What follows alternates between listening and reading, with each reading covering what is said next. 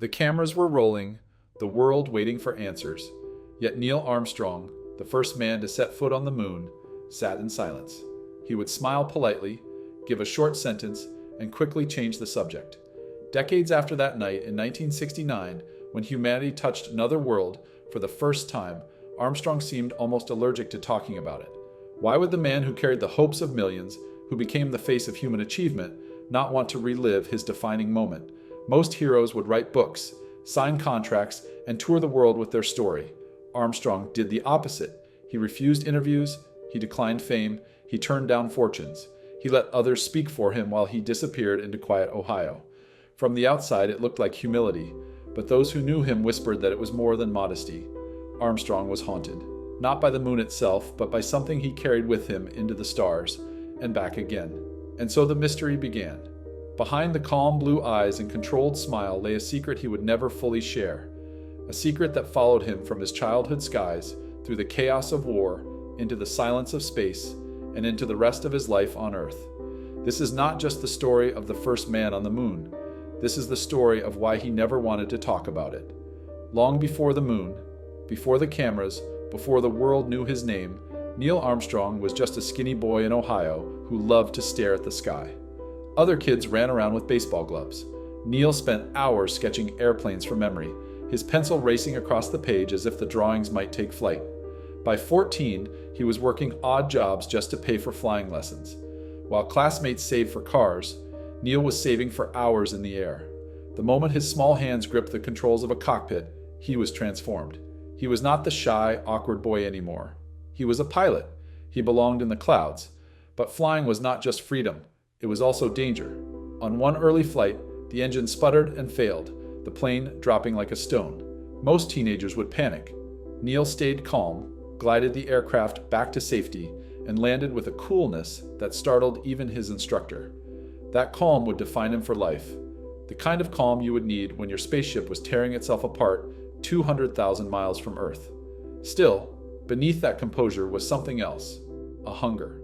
Neil was not chasing fame, or medals, or glory. He was chasing the sky itself. Every altitude record, every risky maneuver, every hour logged in a cockpit was another step closer to an invisible frontier only he could see. And yet, as he rose higher, the people around him noticed something strange. The higher Neil went, the more distant he became. Friends admired him but struggled to reach him. Teachers praised him but described him as somewhere else, lost in thought, unreachable. It was as if even then the boy was already preparing to leave Earth behind. By his 20s, Neil Armstrong was no longer just a boy who loved planes. He was a man who bent them to his will. The Korean War gave him his first taste of combat, and it nearly killed him. His jet was hit by anti-aircraft fire, tearing it apart in mid-air. With flames licking the cockpit, Neil ejected at the last second, his parachute dragging him into a rice field behind enemy lines. Most men would carry that trauma forever. Neil simply dusted off his flight suit and flew again. That was Neil, unshakable, unnervingly calm, as if he and death had some private arrangement. Each mission, each crash survived, only deepened the aura around him.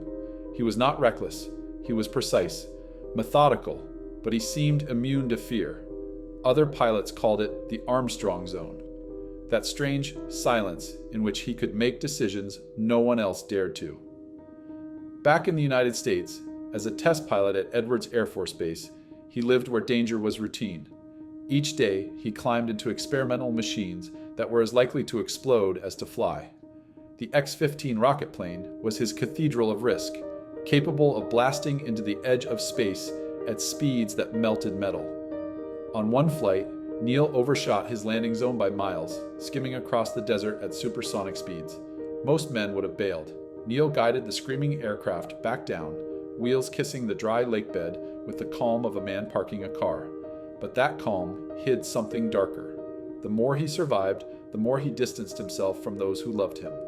His wife Janet once admitted she could never tell what he was feeling. Even after nearly dying, Neil would come home, sit quietly at the dinner table, and act as if nothing had happened. To everyone else, he looked like a hero in the making. But to those closest to him, Neil already seemed like a ghost. Half here, half somewhere far above, chasing a horizon no one else could see. For all his daring in the skies, Neil Armstrong was most vulnerable in the quiet of his own home. He married Janet Sheeran in 1956, a woman with a steady spirit who believed she could tether Neil to Earth. Together, they built what looked like the perfect American family: a house in the suburbs, 3 children, and the dream of a normal life. But tragedy came like a storm no one could outfly. Their daughter, Karen, Muffy, as Neil lovingly called her, was diagnosed with a malignant brain tumor at just 2 years old. Neil, the man who could stare down death at 30,000 feet, suddenly found himself helpless. He carried her in his arms to endless treatments, clinging to hope as doctors gave them none. In 1962, little Muffy died in Neil's arms. He buried his face into her hair one last time, then walked away without a word. Friends said they never saw him cry. Janet said she never saw him break. He simply built a wall around himself, a fortress of silence that no one could enter, not even his wife. The loss scarred him in ways he would never discuss, yet it also fueled him. Some biographers believe every risk he took afterward, every rocket, every mission, was his way of escaping a grief too heavy to carry. In the cockpit, he had control. At home, he was powerless. Janet would later recall how Neil retreated into work, spending more time in hangars and on bases than with his family. He seemed to need the sky more than he needed people.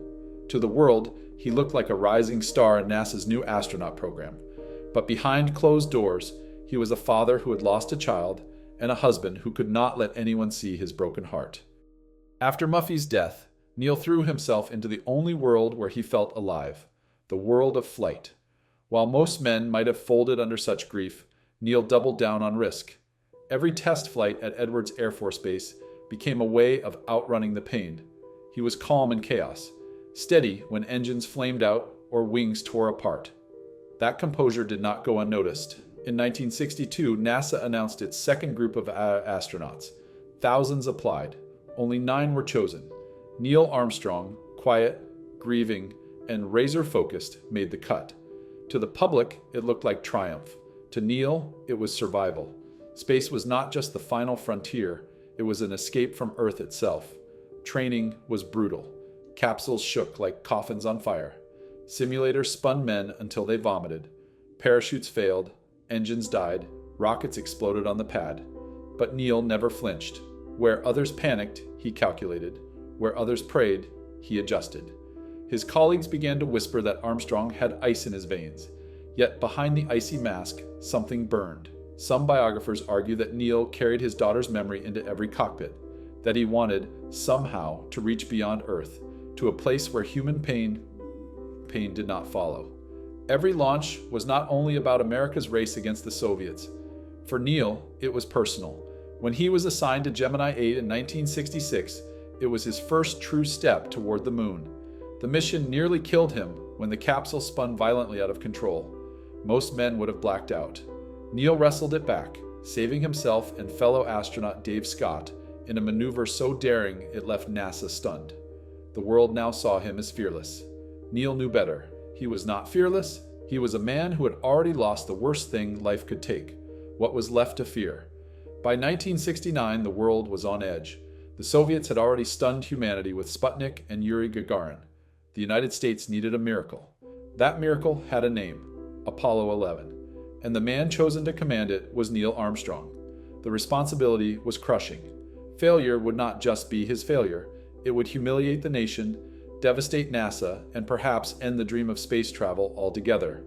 But Neil, as always, wore his mask of ice. His crew, Buzz Aldrin and Michael Collins, knew that if disaster struck, Armstrong was the one man who would not lose his nerve. On July 16, 1969, the Saturn V thundered off the pad with the force of a small earthquake. Millions watched live. The Earth seemed to hold its breath. As the rocket clawed its way into the sky, Neil sat in silence, hands steady on the controls, heart as calm as if he were driving to the grocery store. 4 days later, they descended toward the moon, but it was not smooth. The lunar module's computer overloaded. Warning lights blared. The landing site came into view, and it was a death trap filled with boulders. Fuel was running out. The world was seconds from disaster. Neil took manual control. He guided the craft inch by inch, hunting for flat ground as alarms screamed in his ears. At mission control, engineers were counting down. 60 seconds of fuel left, then 30. Finally, contact light. The Eagle had landed. The first words, "That's one small step for man, one giant leap for mankind," became immortal. But the cameras did not show the sweat, the near collapse, the razor-thin line between triumph and catastrophe. When Neil planted the flag, America erupted. Fireworks, cheers, parades, but even as he gazed at Earth from the lunar surface, Neil's face was unreadable. For him, the moon was not an ending. It was a pause, a strange, silent world where, just for a moment, the weight of earthly pain did not follow. The ticker tape parades, the presidential handshakes, the deafening applause. Neil Armstrong was the most famous man alive, but fame was a language he never learned to speak. While the world saw a hero carved from granite, inside he felt like a shadow. Everywhere he went, people demanded something of him, a speech, a signature, a smile that would match the legend they had built. But Neil was not a performer. He was an engineer, a pilot, a man who loved silence. In interviews, his answers were clipped, polite, but never revealing. Reporters called him cold, robotic. They never saw the exhaustion behind his eyes. At home, life was no easier. His family, his wife Janet, and their children were suddenly trapped in a goldfish bowl. Cameras followed them. Neighbors whispered. Janet had always known her husband was married first to the sky, but now he belonged to the world. She held the family together, even as the distance between them grew into a canyon. Neil sought refuge in teaching, taking a quiet job at the University of Cincinnati. He preferred chalkboards to microphones, equations to interviews. But even there, the weight of expectation followed him. Students would stare at him not as a professor, but as a relic of history. The man who had walked on the moon, reduced to a curiosity in the lecture hall. The price of immortality was isolation. He had touched another world, yet found himself more alien on Earth than ever. The moon had given him glory, but stolen the possibility of an ordinary life. Behind the white picket fences of suburban Ohio, the Armstrong household was not immune to cracks. To the world, Neil was the image of calm, a model astronaut, the perfect American. But inside his home, silence often screamed louder than words. Janet, his wife, had been the anchor during the storms of Apollo. She raised their children, worried through every launch, and carried the burden of being the astronaut's wife. But when the cameras left and the banners came down, she was left with a man who had grown more distant than ever. Neil rarely spoke about the moon, or about his feelings at all. His retreat into silence became a fortress that Janet and the children could not penetrate. The fracture deepened with time. Neil's long absences, both physical and emotional, left scars. The family dinners grew quiet. Arguments rose like thunderstorms and faded without resolution. Janet had once told a friend, "You don't marry Neil Armstrong, you marry the space program." By the 1990s, the weight of decades had taken its toll. After nearly 40 years of marriage, Janet and Neil divorced, a wound that was felt but never discussed publicly. For the children, too, the burden was heavy. They grew up with a father who was both present and absent, a man who could command a spacecraft across 240,000 miles, but struggled to connect at the dinner table. Fame had robbed them of the simple intimacy that most families take for granted. Neil never raged, never shouted. His pain was quieter, sharper, hidden beneath layers of composure.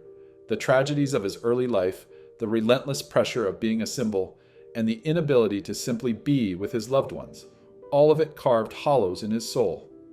This was the secret cost of being first. The glory of history paired with the loneliness of a man who could never return to the ordinary. As the years slipped by, Neil Armstrong carried with him ghosts that no ticker tape parade could silence. The shadow of his daughter, Karen, who died before her 3rd birthday, never left him. In the quiet of the night, friends would sometimes notice him staring into the distance, as if searching for her among the stars. He never spoke her name often, but it lingered in every pause, every breath, every sudden shift of silence. Then there was the moon. To the public, it was his crowning glory. To Neil, it was a haunting paradox. He had walked where no man had walked before, but at what cost? He missed birthdays, anniversaries, and ordinary moments of life that would never come again. His role as the face of Apollo meant sacrificing the simplicity of being a father, a husband, a man. Behind the stoic smile there was regret, a deep one, that perhaps the price of history had been far too high. Friends who knew him well described a man who avoided looking backward, yet carried the weight of what could not be undone. He had turned down lucrative speaking tours and endorsements, preferring to teach, to live quietly, as though trying to repay a debt he could never quite articulate. Perhaps it was the weight of knowing he had achieved what no other human ever had, but at a cost that stripped away pieces of his private life, leaving him both celebrated and strangely isolated. Neil never gave the world a clear answer. He wrapped his regrets in silence, the same way he had shielded his grief for Karen and the fractures of his marriage. But silence, too, speaks volumes. And in that silence, those closest to him understood. The man who conquered the moon was also conquered by the heavy burden of memory, the secret that haunted him forever. Neil Armstrong's greatest secret was not some hidden diary, nor a confession whispered on his deathbed. It was the silence itself. Behind the careful calm of his public image lay a truth he never said aloud. The journey to the moon had cost him more than it had given. The world saw a triumph. Neil saw a bargain that could never be undone.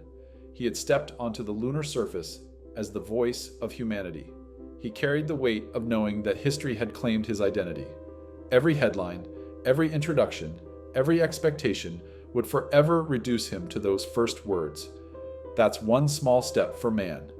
But beyond the public burden, there was the deeper wound, the memory of his daughter Karen.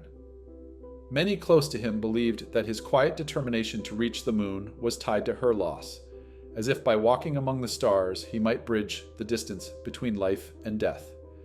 Yet even after conquering the heavens, she remained out of reach. The moon had not given him peace, it had only sharpened the edges of his grief. This was the haunting truth. Neil Armstrong's life was proof that even the greatest victories come with a hidden cost. He never revealed it in interviews, never put it in words, but it shaped the man he became. The secret was not in what he told the world, it was in what he never said, a silence so heavy that it followed him until the very end, like a shadow that could not be outrun. When Neil Armstrong passed away in 2012, the world remembered him as the first man on the moon. The flags flew at half-staff. Presidents and leaders sent tributes, and millions paused to honor the quiet figure who had once carried humanity to the stars. But those who knew him best mourned something deeper, the man who had lived a life of restraint, dignity, and unspoken weight.